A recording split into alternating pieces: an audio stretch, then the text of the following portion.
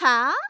Sinabihan ng ibang netizens na money contest na raw ang nangyayari, alleging na yung mayayamang housemates o may mayayaman na supporters ay may unfair advantage dahil sa unlimited voting system via digital wallets and apps. Tingin nyo magkano ilalapag natin kay Mika? Gusto ko tulungan si Mika. Gusto ko makita ang big winner si Mika. Magkano ba? Pagbaboto, piso isa? Boto ko 10 milyon. Tapos, hindi ka na matatanggal doon. Saan pa yung bahay ni Kuya? Bilhin ko yun.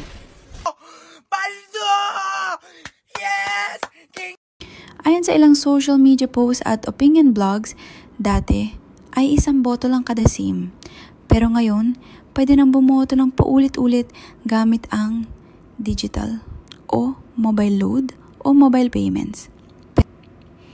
Habang lumalaki ang viewer participation and revenue, yung iba nagtatanong kung totoo pa bang nagre-reflect sa true public sentiment ang botohan, kung gaano lang kalaki ang buying power ng fanbases.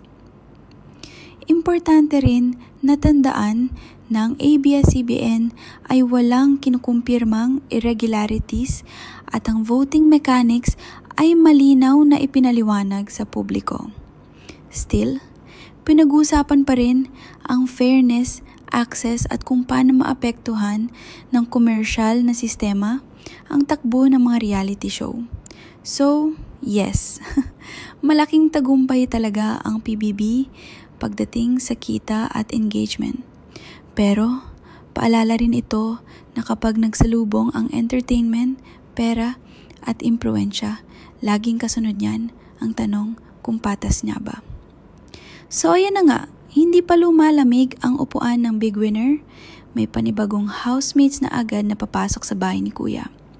Excited ka na ba? O medyo nabibigla ka rin?